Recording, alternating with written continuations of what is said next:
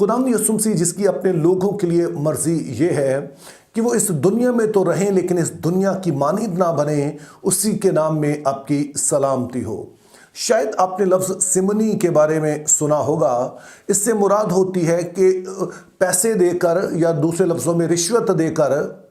किसी ओहदे को ख़रीदना, ख़ास तौर पर अगर ये ओहदा कलीसियाई हो। और इस लफ्ज़ की एक बड़ी दिलचस्प तारीख़ है जिसका जिक्र हमें बाइबल मुक़द्दस में मिलता है कि जब कलीसिया का आगाज़ होता है, रूह कुद्स का नज़ूल होता है, तो वहाँ पर लोग रूह की मामूरी भी पा रहे हैं, वहाँ पर मौजज़ात भी हो रहे हैं। लेकिन इसके साथ ही हम देखते हैं कि कलीसिया पर जुल्म भी होता है, जिसके नतीजे में बहुत सारे मसीही जो पहले यरूशलेम में ही बसे हुए थे, वहाँ से वो परागंदा होते हैं, मुख्तलिफ इलाकों में चले जाते हैं। तो एक शख्स जिसका नाम फिलिप्पस है, वो भी सामरिया के इलाके में पहुंचता है और वहां पर इंजील की मुनादी शुरू करता है और इसका बड़ा अच्छा रद्द-ए-अमल आता है। बहुत सारे लोग ईमान लाते हैं और बपतिस्मा लेते हैं। तो जिन लोगों ने बपतिस्मा लिया उनमें एक जादूगर भी है जिसका नाम शमाऊन है।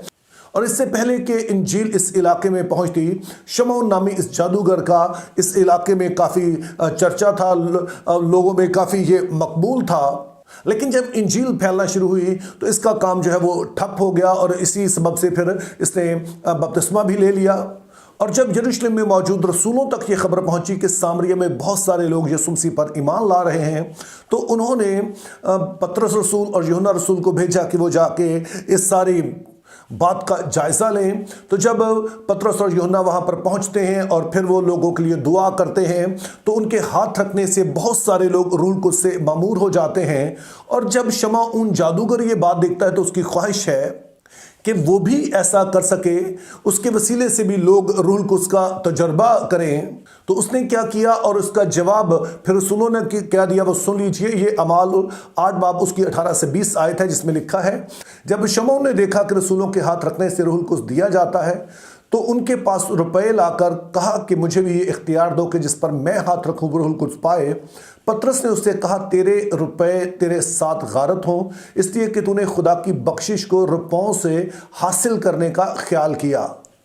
तो अब जैसे कि मैंने कहा, वो शख्स जो यहाँ पे रुपए लेकर आया है ताकि इस नेमत को खरीद सके कि जब वो लोगों पर हाथ रखे तो वो रूह कुद्स पाएं, इसका नाम शमाऊन है जिसको इंग्लिश में हम साइमन कहते हैं। और यहीं से लफ्ज़ सिमनी निकला है जिसका मतलब होता है कि किसी ओहदे को खरीदना, ख़ास तौर पर जो कलीसियाई ओहदा है उसे खरीदना। और यहाँ पर हम ये भी देखते हैं कि फिर पतरस रसूल शमाऊन नामी इस जादूगर के इस रवैये की शदीद तरीन अल्फाज में मजम्मत करते हैं। और उसकी वजह यह है कि खुदा की नेमतें हों या फिर उसके बुलावे हों, ये अनमोल है। ये खुदा है जो कि किसी को बुलाता है, किसी को मुकर्रर करता है। और अगर कोई शख्स रुपए पैसे से इन चीज़ों को खरीदने की कोशिश करे तो फिर वो दरअसल खुदा की तौहीन कर रहा है। वो खुदा को भी दुनिया के आम लोगों के साथ मिला रहा है जो कि रुपया पैसा लेकर किसी को अपने लिए चुन लेते हैं या बुला लेते हैं या ख़ास उसे कोई ओहदा दे देते हैं। तब बाइबल मुक़द्दस के इन वाज़े तरीन अल्फाज के बावजूद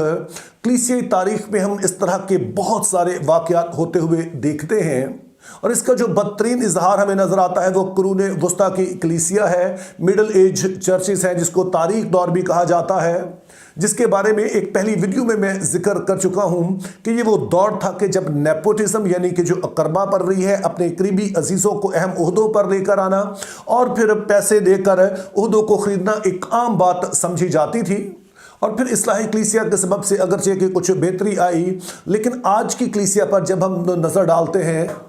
तो ये सिचुएशन और भी बदतर हो गई है, चाहे कि वो नेपोटिज्म हो, अकरबा परवरी हो या फिर सिमनी हो, यानी कि रुपए पैसा देकर ओहदों को खरीदने की बात हो।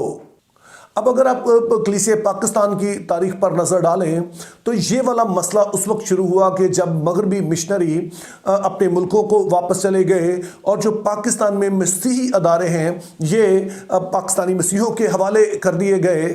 तो तब से हम बहुत कुछ सुन रहे हैं, लेकिन पिछले कुछ अरसे में इसकी शिद्दत में काफ़ी इजाफा हो गया है। और ये खबरें आम निकलती हैं कि अगर किसी ने बिशप बनना है किसी डायोसिस का तो आम तौर पर ख़ास किस्म की लॉबिंग की जाती है, जिसमें ये बातें भी सामने आती हैं कि शायद बहुत सारा रुपए पैसे का भी इस्तेमाल होता है। اور پھر لابینگ کے نام پہ چرچ میں باقاعدہ گروپ بندی کی جاتی ہے، جو کہ پھر بعد میں بدترین شکلوں میں ظاہر ہوتی ہے، اور عام طور پر پھر یہ مسئلے کورٹ کچہری میں جاتے ہیں، اور پھر غیر قوم جج فیصلہ کرتے ہیں کہ اب آگے کیا کرنا چاہیے۔ تو اس کے لیے دو مثالیں میں آپ کے سامنے رکھنا چاہ رہا ہوں۔ ایک تو آپ نے خبر سنی ہوگی کہ جو پاکستان کا فخر رہی ہے وہ سیمنری، جو نہ صرف پاکستان کی سب سے بڑی بلکہ ایشیا کی سب سے بڑی سیمنری رہی ہے،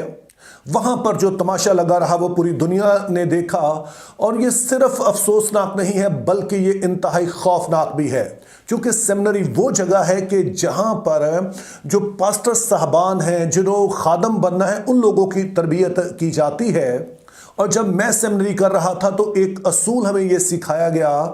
کہ دو طرح کا کیوریکولم ہوتا ہے۔ ایک ہے جو کہ لوگوں کو دیا جاتا ہے، بتایا جاتا ہے کہ یہ آپ کو پڑھایا جائے گا، اور دوسرے کو کہتے ہیں ہڈن کیوریکولم، جس کا مطلب ہے کہ وہ آپ بتاتے نہیں ہیں، وہ آپ پڑھاتے نہیں ہیں لوگوں کو، بلکہ اپنی زندگی سے اسے دکھاتے ہیں۔ اور ویسے تو میں کئی ایک اگزامپلس آپ کو دے سکتا ہوں کہ جو میرے ٹیچرز تھے، جو کہ وہاں پڑھانے والے ہمارے اساتذہ تھے،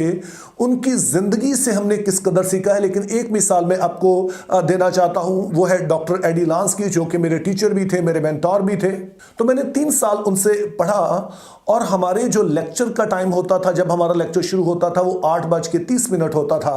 اور جو ڈاکٹر صاحب تھے وہ 8:28 پہ لیٹسٹ، مطلب بڑے بھی لیٹ ہوتے تو 8:28 پہ وہ کلاس میں داخل ہو رہے ہوتے تھے۔ تو اپنے اس عمل سے انہوں نے ہمیں سکھایا کہ ایک ٹیچر جو ہے وہ ایک خادم ہوتا ہے، اور اس کا کام ہے کہ وہ پہلے آئے وہاں پر تاکہ اس کی وجہ سے کوئی بھی لیٹ نہ ہو اور وقت پہ کلاس شروع کر کے وقت پر ختم کی جا سکے۔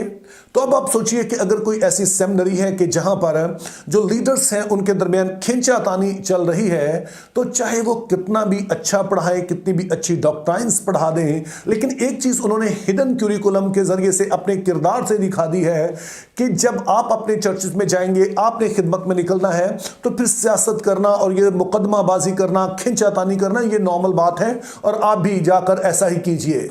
اور پھر دوسری افسوسناک خبر پچھلے ہفتے میں سننے میں آئی کہ جب ایک عدالت نے ایک بشپ صاحب کو منع کر دیا ہے کہ وہ مزید اپنے اس عہدے پر قائم نہیں رہ سکتے ہیں، اور اس کی وجہ یہ بتائی گئی ہے کہ جو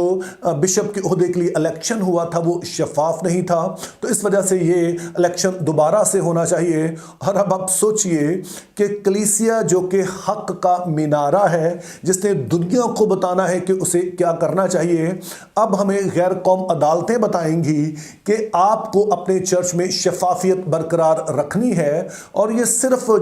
عدالت کی حد تک نہیں ہے۔ ذرا سوچئے کہ یہ کلیسیا پاکستان کے لیے کس قدر خوفناک ہے، اور اس کی وجہ یہ ہے کہ جو خادم ہیں انہیں رول ماڈل کہا جاتا ہے کہ وہ کلیسیا کے لیے انہوں نے ایک نمونہ بننا ہوتا ہے۔ اور اب آپ سوچئے کہ جب کلیسیا قیادت ہی مقدمات میں الجھی ہوئی ہو، ایک دوسرے پر الزامات لگا رہے ہوں، اب ان میں کتنی حقیقت ہے ہم نہیں جانتے ہیں، لیکن جب بات عدالت میں پہنچ جاتی ہے تو پھر سمجھیے کہ ہم اپنا ہی پیٹ ننگا کر رہے ہیں، اور ہر طرح کی باتیں نکلتی ہیں جب وکلا جو ہے وہ جرا کرتے ہیں، اور اس طرح سے جو بھی ہم ہوں، چاہے میں ہوں چاہے کوئی بھی اور ہو، تو اس طرح سے ہم ایک اچھا رول ماڈل نہیں رہتے ہیں، جس کا مطلب ہے کہ ہم اس عہدے کے بھی اہل نہیں رہتے ہیں، چونکہ بائبل مقدس مختلف جو عہدے بتائے گئے ہیں ان کی اہلیت جو بتاتی ہے، ان میں سے ایک یہ ہے کہ خدا کے خادم کو بے الزام ہونا چاہیے۔ اس کے علاوہ بائبل مقدس یہ بھی واضح طور پر کہتی ہے کہ اگر تمہارے مسئلے ہیں بھی تو تم نے آپس میں طے کرنے ہیں، نہ کہ تم نے غیر قوموں میں جا کر تم نے مقدمہ بازی کرنی ہے۔ کیونکہ اگر کلیسیا رہنما آپس میں ہی لڑتے رہیں گے، ان کے اندر ہی آپس میں جھگڑے چلتے رہیں گے، تو باہر سے بہت کچھ جو ہو رہا ہے اس کا سامنا کیا نہیں جا سکتا ہے۔ تو اس لیے سارے ہی خادمین سے، تمام کلیسیاؤں سے یہ درخواست ہے کہ یہ ہم سب کی ذمہ داری ہے کہ ہم اس بات کو سمجھیں کہ ہم نے کلیسیا کی بھلائی کے لیے کام کرنا ہے، نہ کہ اپنی ہی بھلائی کے لیے، اور ان ساری پریکٹسز سے جان چھڑانی ہے جو کہ خدا کی نظر میں درست نہیں ہے، چونکہ خدا کے بلاوے، خدا کی نعمتیں، یہ سبھی کچھ لا تبدیل بھی ہے اور یہ انمول بھی ہے۔ اسے اگر ہم انسانی طریقوں سے حاصل کرنے کی کوشش کریں گے تو نہ صرف ہم خدا کے نظام کے خلاف ہی جائیں گے بلکہ کلیسیا کا بھی نقصان کریں گے۔ تو میری دعا ہے کہ خدا ہمیں اپنے کلام پر عمل کرنے کا فضل عطا کرے۔ Think biblically, live purposefully, have a very good day.